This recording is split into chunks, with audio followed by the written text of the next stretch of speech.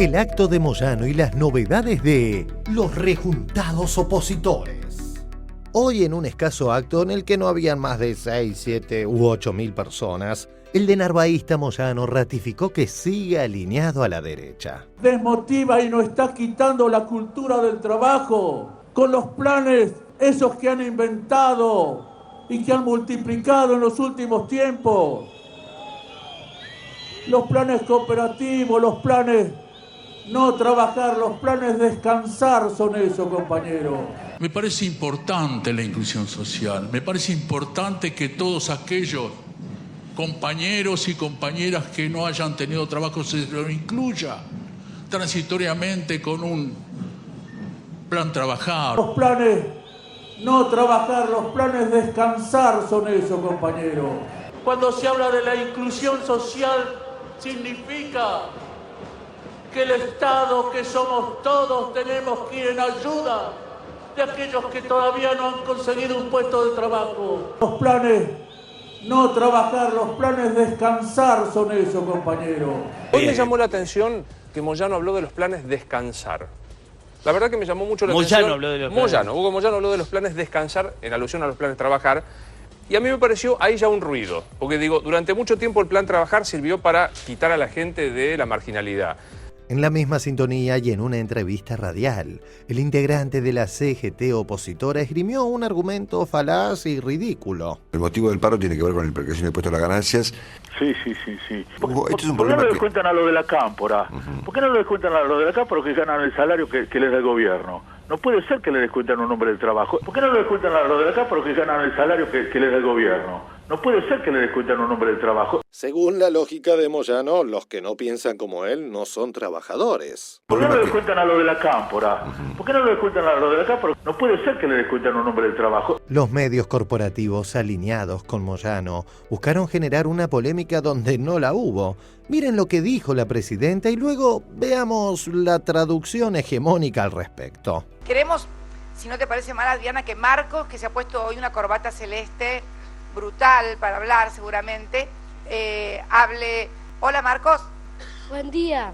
Contame qué querés estudiar cuando seas más grande todavía. ¿Qué querés ser? Maestro.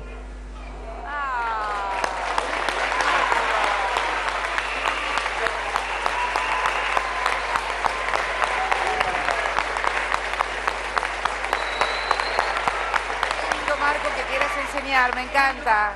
¿Qué hacen tus papás? ¿Qué hacen tus papás? Contame.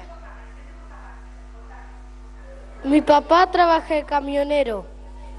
Muy bien. Y vos querés ser docente. Muy bien. Está bien, podés ser camionero, está bien. Muy bien.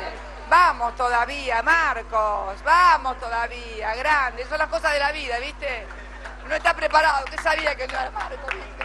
Imposible. Un beso grande, Marcos, para tu papá, para tu mamá. En La Nación, mi papá trabaja de camionero, el nene que incomodó a Cristina Kirchner. En Clarín, Cristina no habló de Moyano, pero celebró al hijo de un camionero que quiere ser maestro. Elsonson.com, el insólito diálogo de CFK con el hijo de un camionero. Pasemos de un representante de la derecha a otro. El caprilista Wiener primero se mostró en contra de un Estado que recaude para toda la población y después mintió descaradamente. Hoy va a estar Matías Di Santi con nosotros, que de chequeado.com me pasa un dato interesante a propósito del impuesto a las ganancias. Ellos chequearon en un momento a Hermes Wiener cuando dijo: en un país normal los trabajadores no pagan impuesto a las ganancias. ¿Y qué dice chequeado.com? Falso. Este gravamen, bajo distintos nombres, existe en la mayoría de los países y se trata de uno de los elementos más equitativos del sistema tributario. Yo no sabía que habían hecho este chequeo. Me parece muy impactante que Wiener haya dicho esto, ¿no? Que haya metido la pata de esta manera. Sobre todo tratándose de un dirigente socialista. Porque en realidad, si el socialismo llegara al poder, lo que debería hacer es aplicar más impuesto a las ganancias, más impuesto al patrimonio, hacerlo más eficaz y bajar el impuesto al consumo. El impuesto al ingreso o impuesto a las ganancias, llámenlo como prefieran, se cobra en la inmensa mayoría de los países del mundo. En la primera placa vas a ver países que cobran y cobran tasas promedio relativamente bajas. Esto es en porcentaje sobre el salario bruto. Ahí tenemos niveles intermedios, países que cobran impuesto a las ganancias o al ingreso, a los trabajadores en relación de dependencia, de nivel medio. Hay países que cobran aún más, tercera placa.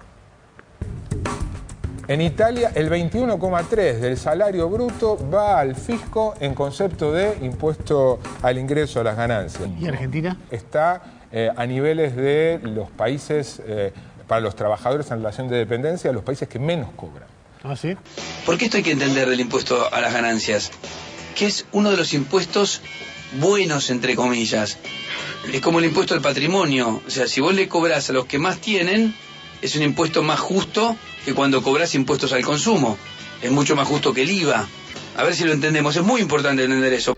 Ya que hablamos del caprilista Wiener, hagamos un pequeño impasse en el informe para ver cómo para el alumno de Grondona decirle chavista a alguien es sinónimo de insultarlo. Si yo gano, yo voy a hacer lo posible para que Pino nos siga acompañando. Las ideas económicas de Pino están en esa punta de la mesa y la idea económica tuya yo la veo acá. Son muy diferentes. Pino, por ejemplo, por ahí es chavista en algunas cosas, tiene una mirada chavista y creo que vos estás en lo más alejado de esa concepción junto con otros. Perdón, dije un exabrupto, perdón Pino.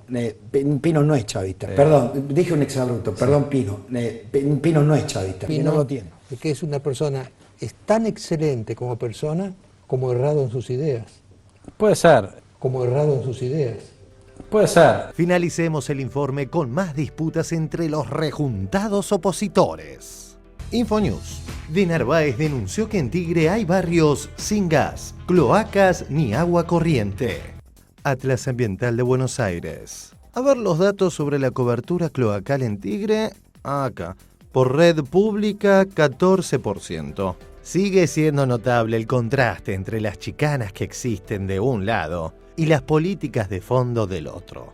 Nosotros comenzamos en esta década con el 20% de agua potable, con el 20% de cloacas, y hemos llegado a números que realmente son hermosos, que contarlo como intendente de Loma de Zamora, el 95% de agua potable en tres años y medio de gestión, 50% de cloaca, construyendo una planta de tratamiento. Digo, esto es una Argentina federal. Nosotros estábamos a 9 kilómetros del obelisco. Sí. Y era una ciudad olvidada porque había proyectos políticos no colectivos, porque eran individuales. Y la verdad que le falta muchísimo a Loma de Zamora. Pero nosotros hicimos, los números reflejan lo que hizo Loma de Zamora. Este agradecimiento que ve la gente, más de 1.300 cuadras en estos años.